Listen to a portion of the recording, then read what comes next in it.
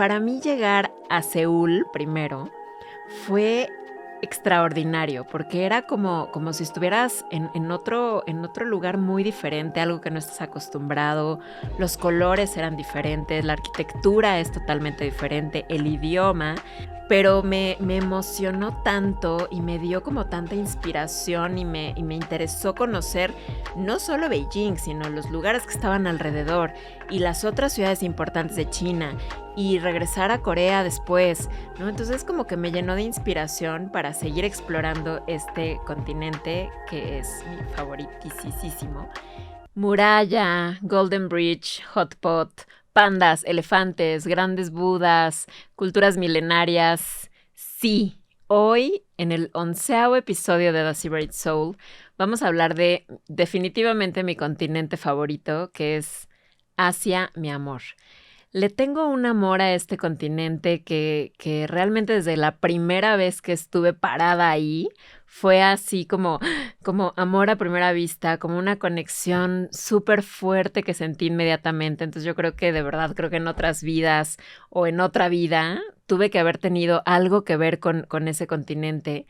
Es un continente súper variado, cada país es súper rico en cultura, en gastronomía, en historia. Entonces creo que realmente es un continente y son países que se tienen que volver a visitar y descubrir otra vez y descubrir de diferente manera, porque además hay muchos de los países que están creciendo aceleradamente y pues casi que no los alcanzamos. Entonces, quédense aquí, soy Gina en el 11º episodio de The Secret Soul.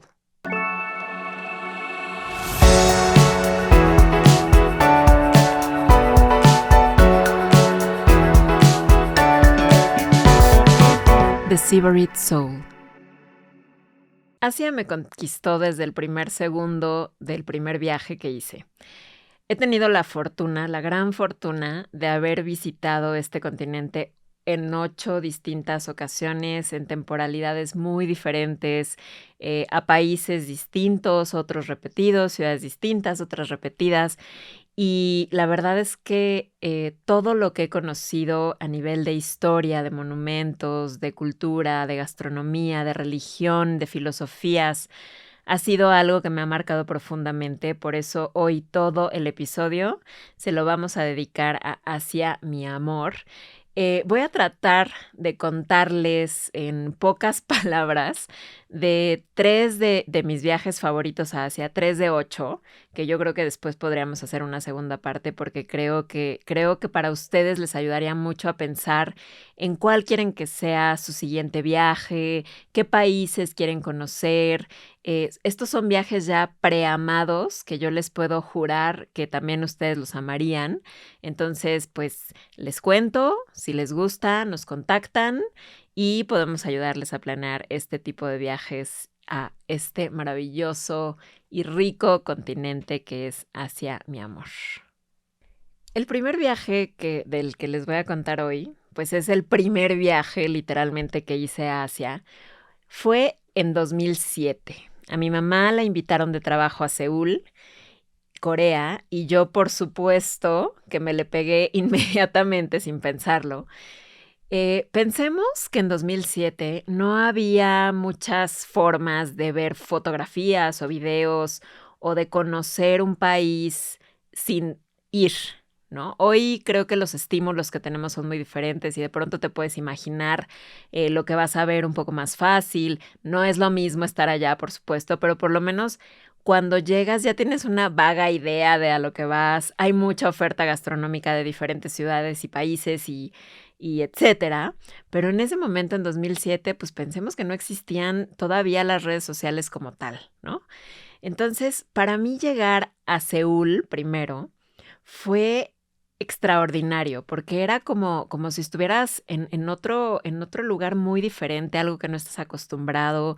Los colores eran diferentes, la arquitectura es totalmente diferente, el idioma, que ya lo platicamos en el episodio de cuando vino Yesini, que de pronto es como una barrera cultural importante y pues teníamos que dar las tarjetitas que nos daban en el hotel con las direcciones para que nos llevaran a ciertos lugares. Era importante que en los hoteles te dieran más o menos las recomendaciones de qué hacer, a dónde ir, que nos dijeran dónde podíamos tomar taxis. O sea, era todo un viaje, literalmente.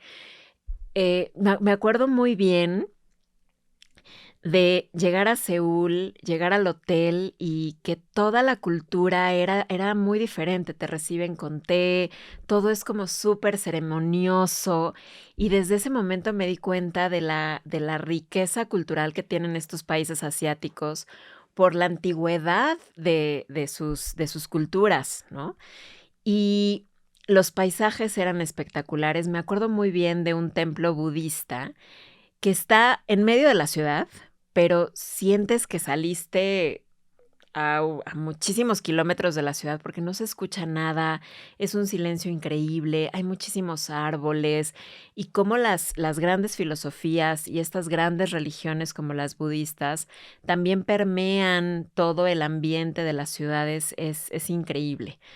De ahí, por supuesto, que dijimos, bueno, es nuestro primer viaje a Asia, pues no nos podemos quedar solo conociendo Seúl. Entonces me metí a investigar inmediatamente a dónde podíamos ir y yo ya traía medio la idea porque iban a ser apenas los Juegos Olímpicos de Beijing y Beijing estaba como un poco de moda. Y dije, pues Beijing y la muralla china. Todavía creo que no era declarada maravilla del mundo, de las nuevas maravillas del mundo.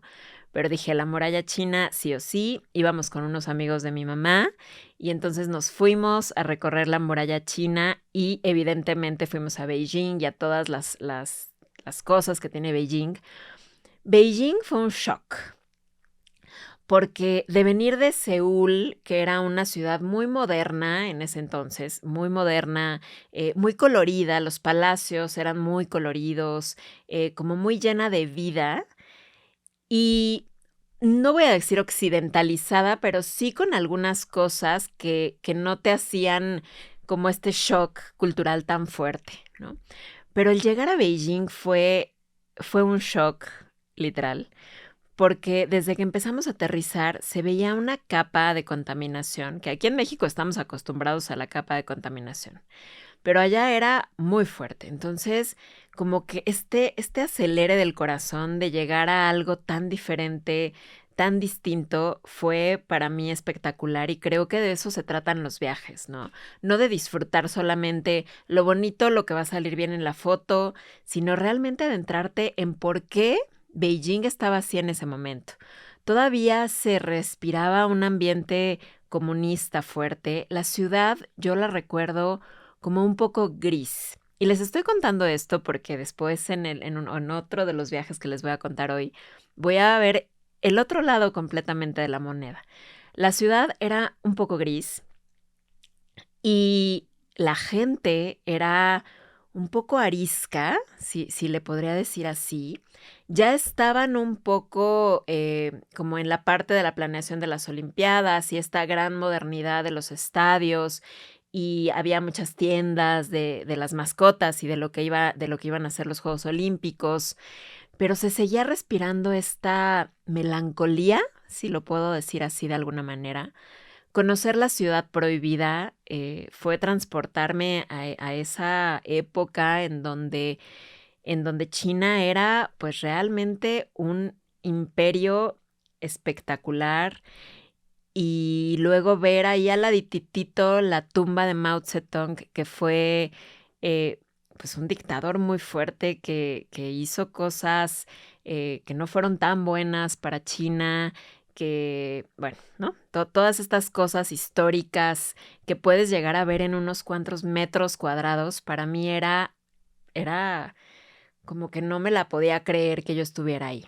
Luego fuimos al Palacio de Verano, que el Palacio de Verano es como un respiro, como un oasis.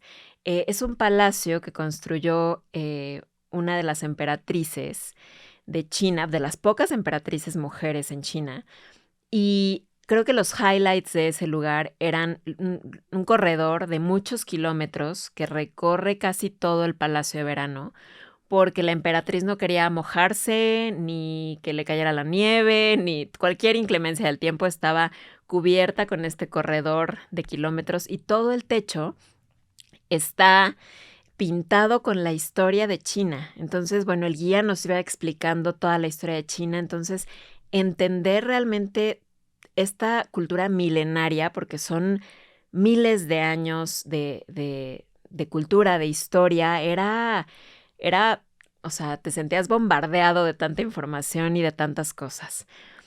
Luego también conocimos la muralla china, que fue, o sea, pensar que son kilómetros y kilómetros y kilómetros, que es que es el único monumento o construcción hecha por el hombre que se ve desde el espacio, y tú estar ahí parada, caminando, viéndola, tocándola, era un espectáculo, era algo que yo no, creo que ahora que lo vuelvo a vivir y me pongo en ese momento, fue algo increíble y pues tenía que regresar y por supuesto después regresé y lo hice de una manera diferente que ahorita les voy a contar. Ahí creo que empezó mi amor por este continente. Yo dije, no puede ser, o sea, con un viaje, pues porque en ese entonces pues no era como, ay, bueno, regreso el próximo año o regreso ni ahorita, ¿no? Pero era como que, híjole, ¿y cuándo voy a volver a venir?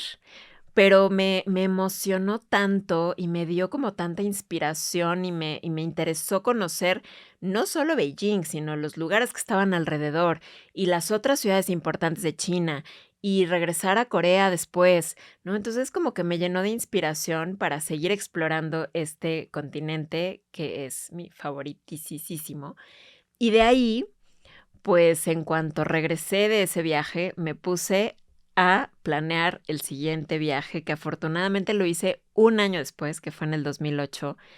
Ese se los voy a contar después porque pues, si no se nos va el tiempo y quiero en este contarles como los 3 que más me han marcado. Ese también, pero bueno, ese vendrá en otro y es más hacia el sudeste asiático, entonces lo vamos a dejar para otro episodio.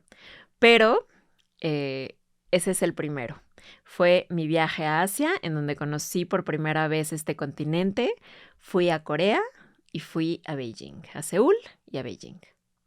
Y como quiero seguir contándoles de China y que vean un poco el contraste de lo que viví en 2007 y de cómo lo viví 11 años después, les voy a contar en este segundo viaje que escogí, que es China y Vietnam, que hice en 2018. En este viaje nos enfocamos en China, en diversas ciudades, en a lo mejor lugares que no son tan conocidos, pero que nosotros queríamos explorar y queríamos conocer. Y después de ese primer viaje en 2007, llegar a Beijing, primero llegamos, a ver, ya era mi sexto viaje a Asia, entonces ya tenía muy claro qué era lo que quería conocer, qué era lo que quería repetir. Repetí Shanghai, aterrizamos en Shanghai porque afortunadamente ya hay vuelos directos a Asia. En ese momento había vuelos directos a Shanghai, a Tokio y sí, creo que en Seoul también, a Seúl. No estoy muy segura si en ese momento ya, pero entonces era una maravilla porque ya podías llegar mucho más rápido, es mucho más económico, práctico, sencillo. Y entonces aterrizamos en Shanghai. Es una ciudad, o sea, súper cosmopolita, con unos edificios increíbles, con una gastronomía. Hay restaurantes de estrella Michelin en cada paso, hay restaurantes de 50 Best, hay hoteles lujosísimos. Es una ciudad muy como de negocios, cosmopolita. Alrededor hay muchas cosas también muy interesantes. Hay plantíos de té verde. eh, Se ve mucho la influencia francesa en Shanghai. Hay un barrio que es un barrio francés. O sea, ya es una ciudad como mucho más occidentalizada, si lo queremos ver de esa manera. Entonces, aterrizamos ahí, solo fue en realidad la escala porque ya conocíamos. Y luego nos fuimos a Beijing, a un Beijing que yo dejé de ver 11 años. Entonces, cuando llegamos fue lo triple de choqueante que fue la primera vez, porque ya no era una ciudad gris, para nada, ya no era una ciudad contaminada, Era una ciudad lujosa, cosmopolita, moderna, con una arquitectura y con unos edificios espectaculares, pero que seguía conservando su esencia cultural, su esencia de todo lo que ha pasado por esa capital china. Y entonces ver como estos contrastes de, otra vez, la ciudad perdida y el Templo del Sol y el palacio y todas las cosas milenarias que existen en Beijing, con conviviendo con esta gran modernidad y con este dinero de cómo el gobierno chino realmente ha hecho que su país, de ser un país gris, se convierta, o una ciudad gris como la era Beijing, en una ciudad súper colorida, súper multicultural, súper rica, súper lujosa. De verdad, en todos los restaurantes nos dábamos cuenta del lujo, y en los hoteles y en cada paso que dábamos era lujo, era tratar de alcanzar esto que los chinos llaman perfección. Entonces fue brutal regresar y ver este contraste después de tanto tiempo de no ir. Volvimos a hacer la muralla china, pero ahora la quisimos hacer desde el aire. Entonces volamos en helicóptero para verla desde arriba antes de caminarla, lo cual lloré, evidentemente lloré, porque era ver que la muralla no se acababa y no se acababa y no se acababa. Y como pensar en todo lo que se vivió en esas épocas antes de Cristo, antes de que nosotros ni siquiera, ¿no?, existiéramos. Era para mí algo impresionante poderla ver desde arriba. Fue brutal. Luego la volvimos a caminar. Esta fortuna de volver a caminar ya era maravilla del mundo, entonces había mucha más gente que la primera vez, evidentemente. La accesibilidad era mucho, mucho mejor, y eso fue, yo creo que también increíble. Luego de ahí quisimos recorrer una parte mucho más escondida o menos popular, si se quiere decir así, que es la zona de Sichuan, en China. Yo iba específicamente porque quería ver el gran Buda de Leshan, que está en la ciudad de Leshan, bueno, en el pueblo de Leshan, que es el Buda más grande que está esculpido en una montaña. Lo había visto en una foto, me enamoré porque dije: ¿qué es esto? Yo, o sea, estoy muy involucrada en la filosofía budista, no tanto como religión, sino como filosofía. Todas las enseñanzas me parece que van muy, muy de acuerdo a lo que yo pienso, a mi conciencia. Y entonces, como ver estos grandes monumentos que se hicieron de Buda ha sido mi fascinación desde hace mucho tiempo, y sentir como esta vibra que se siente cuando algo se construye con tanta fe. Es una escultura que está en una montaña y, bueno, como 3 días antes de llegar, me mandaron un correo de la agencia con la que habíamos planeado ir a ese lugar en particular, porque no es tan fácil de llegar y tienes que tener un intérprete casi todo el tiempo, un guía, porque pues la gente en esos pueblitos chiquitos no hablan inglés para nada, ¿no? Entonces, bueno, me explicaron que el Buda estaba en reparación y que pues no lo íbamos a ver por completo, que si todavía queríamos ir o si mejor queríamos cambiar a otro lugar. Yo lo platiqué con las personas que iba y dijimos no, sí vamos a ir porque pues ya era el plan, y por eso venimos a Leshan prácticamente. Y entonces lo hicimos. Sí, el Buda estaba con andamios, estaba en reparación. Se tiene que ver a través de un río, o sea, tú vas por un barquito y desde ahí ves el gran Buda, que es gigantesco porque pues es del tamaño de una montaña. Pero la vibra que yo sentí y lo que sentí ese día de verlo, aunque estuviera en reparación, fue algo que no cambio por nada, ¿no? O sea, fue como decir, bueno, él está en sanación y está bien, y agradezco yo poder estar aquí y verlo, aunque sea así. Y esa fue como mi aprendizaje de ese viaje, que tal vez hay días o hay cosas que quieres conocer y que no están en su mejor momento en ese instante en el que estás, pero bueno, no deja de ser la experiencia y tú no dejas de estar ahí presente viéndolo en la situación que sea. Definitivamente no nos arrepentimos porque de ahí la ciudad de Chengdu está muy cerca. Entonces realmente nos habíamos hospedado en Chengdu, que es una ciudad un poco más grande, con más hoteles, una ciudad igual, súper moderna, cosmopolita, lujosa, etcétera. Y ahí está el santuario de los pandas. Esa experiencia también fue increíble ver a los panditas. Es un santuario en donde los protegen, en donde evitan que se vayan a extinguir, porque es una especie que estaba, creo que ya no, en peligro de extinción. Y ver a los pandas jugar, además empezó como a nevar, entonces ver a los pandas sacudiéndose la nieve y estaban súper felices y dando marometas y jugando, y luego vimos a los panditas bebés recién nacidos. Fue algo que creo que nunca he visto algo similar, porque no es un zoológico como tal, es un lugar en donde realmente los tienen protegidos. Entonces hay muchísimos pandas conviviendo en un ambiente que está hecho específicamente para ellos, rodeados de bambú, de juegos, porque les encanta jugar. Entonces fue espectacular ver eso. De ahí nuestra guía nos llevó a comer a un localito de comida callejera, en donde probamos la comida de Sichuan, que es una zona que se caracteriza porque la comida es muy picante. Entonces yo estaba muy feliz porque amo la comida y amo todo lo que sea picante. Y lo combinábamos con un licor de arroz que es un poco como el sake, pero es mucho más fuerte, mucho más fuerte. Entonces, bueno, comimos delicioso. Luego la guía nos dijo, tienen que ir a un lugar de hot pot, que es muy tradicional, pero no hablan inglés. Ella ya no estaba contratada como para la noche. Entonces me dijo, por favor, vayan a cenar ahí.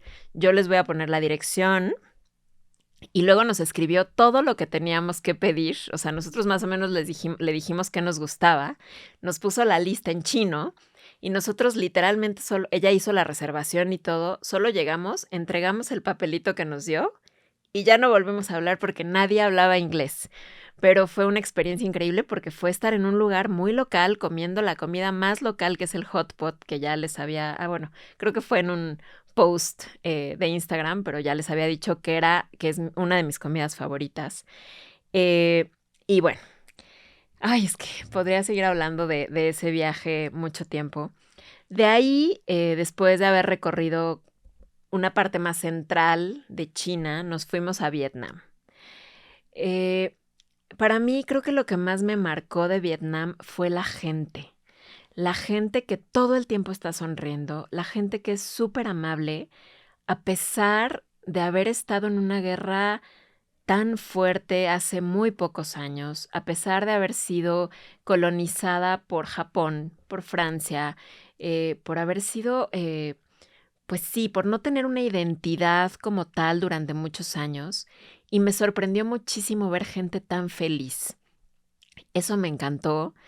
De los lugares a los que fuimos, o sea, igual, ¿no? Se ve cultura, se ve tradición, se ven muchísimas cosas. Muchas cosas fueron destruidas con la guerra. Desafortunadamente, mucho está en ruinas. Pero fuimos a un lugar que también yo tenía muchas ganas de conocer, que se llama el Golden Bridge, que está en una ciudad nada conocida, Da Nang, creo que se llama así, en donde es un puente que está en la cima de una montaña y dos manos de Buda están sosteniendo un puente de oro. Y pues es una analogía de cómo las manos de Buda o las manos de Dios, de cualquier Dios, nos sostienen, ¿no? Y nos dan fe y nos dan fuerza. Entonces, cuando leí el racional y cuando vi además las imágenes que son espectaculares, pues fue un momento también muy bonito. Estaba lloviendo, había mucha niebla, tienes que subir en teleférico, no está tan fácil. La vista, porque estaba muy nublado, era como una vista muy, muy melancólica, muy, muy, muy melancólica. Tal vez me hubiera gustado verlo soleado para los reflejos, porque es dorado, entonces pues, los reflejos se ven mucho más bonitos, pero me tocó verlo nublado, me tocó verlo melancólico y aún así lo disfruté muchísimo. Después fuimos a Halong Bay. Vietnam es muy barato, entonces habíamos reservado un mini crucero por Halong Bay, que es una de las 7 maravillas naturales del mundo, que son estos montañitas que están como en medio del mar. Y este mini crucerito, pues lo habíamos reservado, era un mini crucerito privado, muy bien, con comida incluida, comida vietnamita incluida durante el paseo, todo perfecto. Llegamos a nuestro mini crucerito, y era un crucero. O sea, teníamos camastros arriba y un super salón para comer. Tengo unas fotos en ese barco porque yo decía, ¿cómo esto es para nosotros 3 solos si nos costó muy barato? Entonces esa fue una sorpresa increíble. Halong Bay es literalmente una maravilla natural espectacular. Y creo que esas fueron de las 2 cosas, como de mis 2 highlights de Vietnam. Definitivamente volvería. Y de la comida, pues el comer pho delicioso en cada esquina fue espectacular. Y pues en este tercer y último viaje a Asia que les voy a contar hoy, voy a hablar del último. Este viaje lo hice apenas este año en mi cumpleaños para celebrar mi cumpleaños número 40 y quería hacer algo maravilloso, diferente, conocer países nuevos, entonces me fui a Asia y a mi continente favorito para conocer Singapur, que no había conocido. Singapur me pareció una ciudad muy cosmopolita, lujosa, pero lo tengo que decir, como muy hecha, ¿no? Como muy Disneylandia, porque eso es realmente una pequeña parte de tierra que le fueron ganando tierra al mar y la fueron construyendo ellos mismos. Creo que mi highlight de Singapur, claro, está el, ay, los jardines estos maravillosos, que se me olvidó ahorita exactamente el nombre. Y luego está la Rueda de la Fortuna. Hay muchas cosas. El edificio sí, el Marina Sands, ese sí es espectacular, son 3 edificios y luego hasta arriba hay una estructura como de un barco, más de un barco, y tiene la alberca volada más grande del mundo. Esas cosas, ¿no? De lujo y de que pueden hacer, como el hombre hace grandes cosas. Pero creo que lo que más me gustó en Singapur fue que hice un tour de street food que se llamaba como étnico, que recorría los barrios étnicos más importantes de Singapur, porque en Singapur realmente no hay singapurenses. La mayoría de las personas vienen de otros lados, de India, de China, de Japón, árabes. O sea, hay mucha multiculturalidad. Entonces fuimos a este recorrido en donde comimos en el mercado chino, que fue una delicia. Probamos cosas en el mercado que incluso tienen recomendaciones Michelin porque son tan deliciosas a pesar de que están en un mercado que tienen esas recomendaciones. Luego fuimos a Little India, que igual comimos en un mercado comida india y entonces recorríamos estos barrios étnicos mientras comíamos la comida de esos sitios y luego terminamos en el barrio como más árabe y comimos comida árabe. Entonces, creo que este fue mi highlight. Evidentemente todo lo demás también. Me cayeron unos aguaceros monzunes que sí era como un poquito complicado salir. No fui mucho tiempo porque tampoco estaba planeado ir tanto tiempo, pero bueno, conocí Singapur. Sí me encantó, creo que regresaría, no pronto, pero sí regresaría para ver cómo ha evolucionado toda esta parte de ser tan nuevo, ¿no? Como los Emiratos Árabes Unidos, por ejemplo, que son países tan nuevos y que tienen todavía tanto que ofrecer. De ahí me fui a Bali, a mi lugar favorito en el mundo. Quería regresar porque ya les había contado que Bali para mí fue un país, bueno, Indonesia fue un país que me sanó en algún momento muy, muy, muy difícil de mi vida, en donde yo me necesitaba encontrar y encontré una paz y muchas cosas que realmente me hicieron volver a sentirme viva.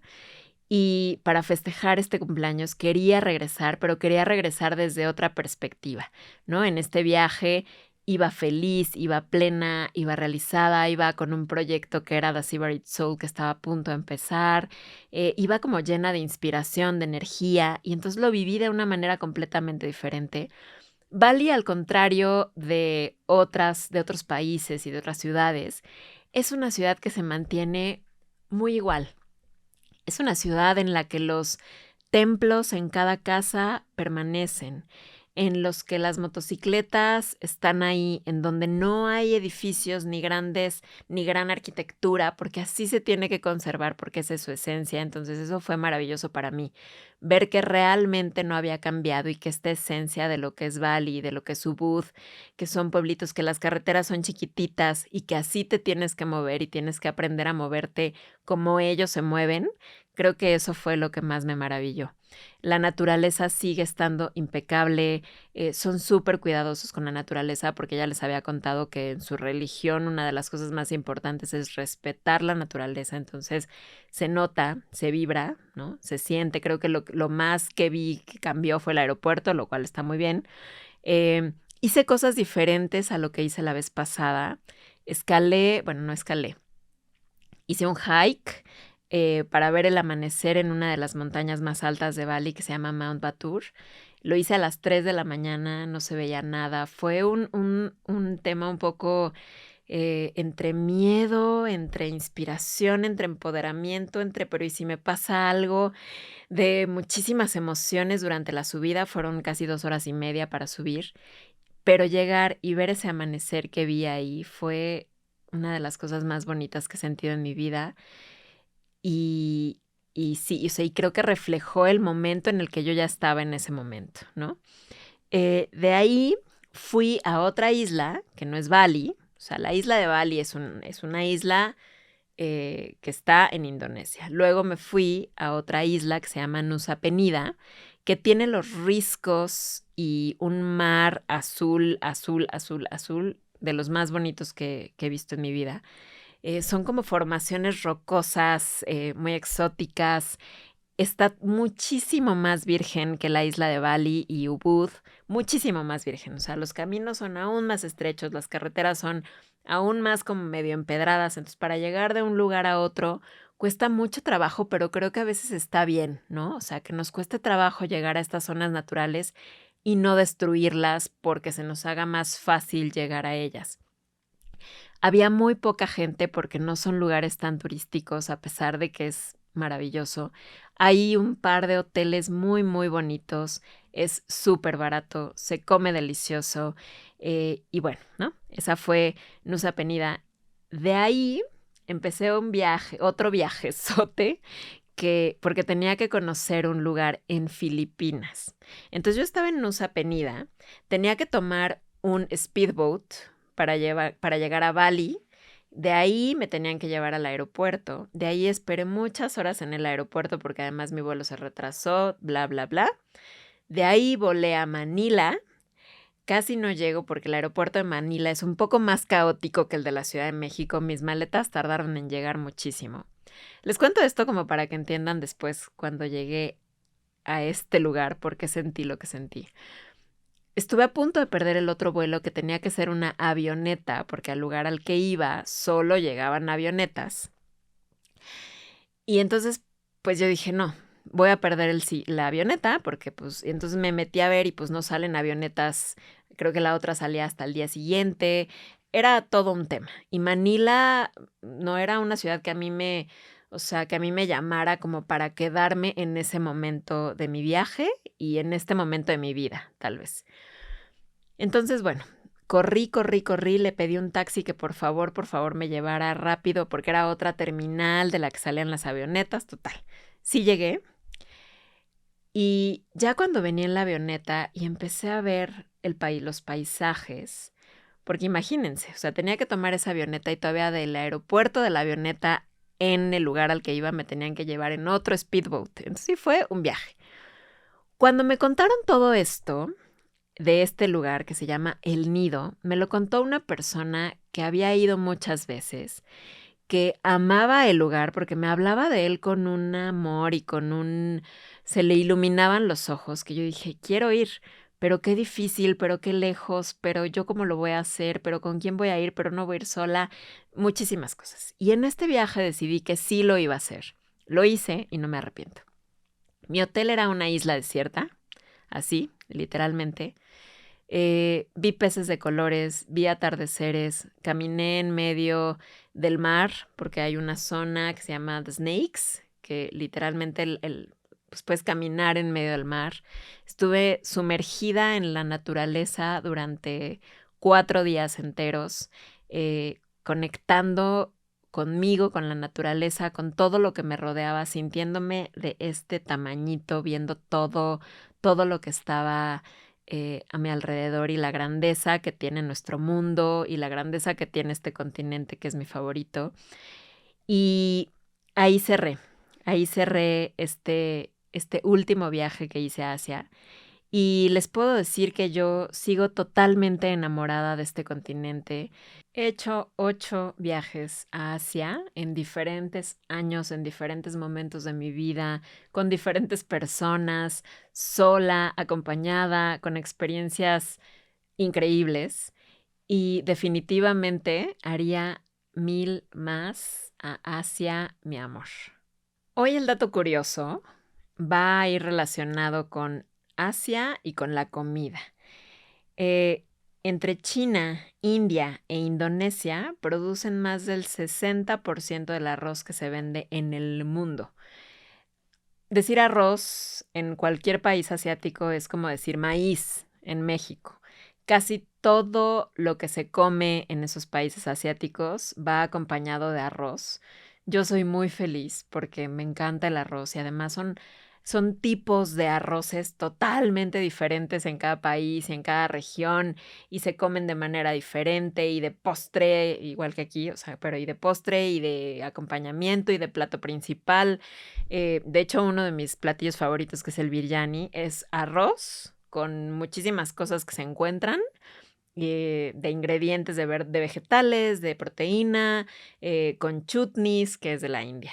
Entonces, bueno, creo que este dato está muy bien para cerrar este episodio y adentrarlos un poquito en lo que va a ser el próximo, porque en el próximo vamos a hablar específicamente de la comida en los viajes y va a estar con nosotros un súper invitado que es Manu. Su cuenta en Instagram es Manu Manuti, es un fotógrafo de viajes y además tiene una cuenta de comida que se llama Foodies por el Mundo, que la lleva en conjunto con Alan por el Mundo. Entonces creo que ya estamos empezando y cerrando, más bien cerrando este episodio y empezando el otro para que no se lo pierdan también la próxima semana. Espero que con todo esto que les conté de Asia y estos 3 viajes preamados por mí, por The Sybarite Soul, los haya inspirado a conocer este continente si es que no lo conocen y a seguir adentrándose en él porque es interminable, hay millones de cosas que ver.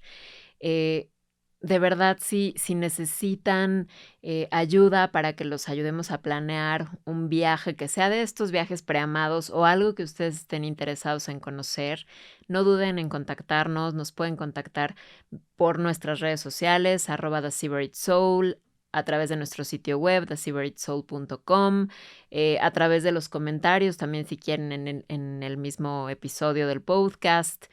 Y de verdad espero que se hayan quedado como con ganas, que los haya transportado un poco a este mundo de estos países asiáticos y que se hayan quedado con ganas de ir, de conocer más y de viajar mejor por este continente.